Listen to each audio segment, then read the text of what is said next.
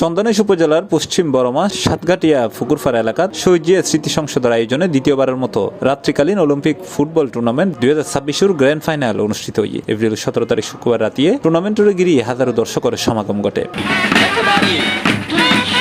শহীদ জিয়া স্মৃতি সংসদের প্রধান উপদেষ্টা ও দক্ষিণ জেলা বিএনপি নেতা মোহাম্মদ সাজ্জাদ হোসেনের সভাপতিত্বে উদ্বোধক আছেন সমাজসেবক ও ব্যবসায়ী মোহাম্মদ সুলেমান কোম্পানি।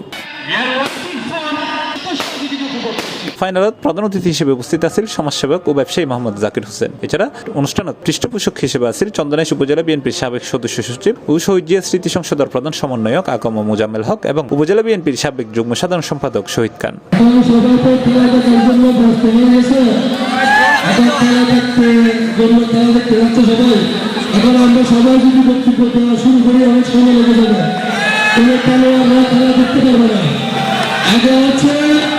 আমার ভাইদেরকে খেলা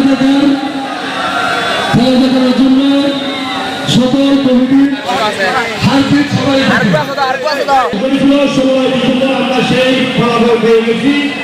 আগামীতে শহীদ জিয়াকে আমরা এখন যেভাবে স্মরণ করতেছি, স্মরণ রেখেছি, বাংলাদেশের ইতিহাস, বাংলাদেশ যতক্ষণ মানচিত্রের দিকে থাকবে ততক্ষণ পর্যন্ত আমরা শহীদ জিয়াকে স্মরণ করে। এই সময় টুর্নামেন্টের ফাইনাল খেলাত অংশগ্রহণ করে মধ্যম বর্গের ফুটবল একাদশ বনাম হজরত বেলায়েত আলী শাহ ফুটবল একাদশ। হন গুলসারা নির্দিষ্ট খেলার টাইম শেষ হয়ে জনে ট্রাইবেকারত অংশগ্রহণ করে জয়লাভ করে হজরত বেলায়েত আলী শাহ ফুটবল একাদশ। পরে অতিথি লড়াতুন সম্মাননা ও প্রাইজ মানি সহ ব্যাগ পুরস্কার তুলে দিয়ে হয় খেলোয়াড় লড়ে।